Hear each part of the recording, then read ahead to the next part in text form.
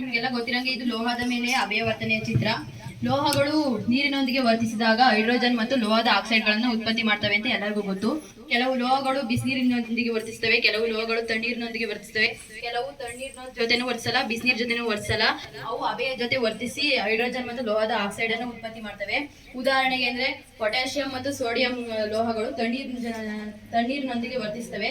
Magnesium ಲೋಹ ಬಿಸಿನೀರಿನೊಂದಿಗೆ ವರ್ತಿಸುತ್ತದೆ. ಈ ಅಲ್ಯೂಮಿನಿಯಂ ಮತ್ತೆ ಕಬ್ಬಿಣದಂತಹ ಲೋಹಗಳು ತಣ್ಣೀರಿನ ಜೊತೆಗೆ ವರ್ತಿಸಲ್ಲ, ಬಿಸಿನೀರಿನ ಜೊತೆಗೆ ವರ್ತಿಸಲ್ಲ. ಅವು ಅಭೆಯೊಂದಿಗೆ ವರ್ತಿಸಿ ಹೈಡ್ರೋಜನ್ ಮತ್ತು ಲೋಹದ ಆಕ್ಸೈಡ್ ಅನ್ನು ಉತ್ಪತ್ತಿ ಮಾಡ್ತವೆ. ನರಕೋಶದಲ್ಲಿ ಸ್ಪಷ್ಟವಾದ ನ್ಯೂಕ್ಲಿಯಸ್ ಇರುವ ಭಾಗವನ್ನ ಕೋಶಕಾಯ ಅಂತ ಕರಿತೀವಿ. ಕೋಶಕಾಯದಿಂದ ಹೊರಟಿರುವ ಸಣ್ಣ ಕವಲುಗಳಿಗೆ ಡೆಂಡ್ರೈಟ್ಸ್ ಅಂತ ಕರಿತೀವಿ.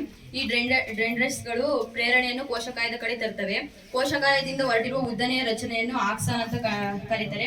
ಆಕ್ಸಾನ್ ಕೆಲವು ರಾಸಾಯನಿಕಗಳನ್ನು ಬಿಡುಗಡೆ ಮಾಡುತ್ತದೆ. ನರಾವೇಗಗಳು ನರಕೋಶದಲ್ಲೆಲ್ಲ ಸಂಚರಿಸ್ತವೆ. ನಂತರ ಜೀವಕೋಶಗಳು ಮತ್ತು ಗ್ರಂಥಿಗಳು ಕಾರ್ಯನಿರ್ವಹಿಸಲು ಸಹಾಯ ಮಾಡ್ತವೆ.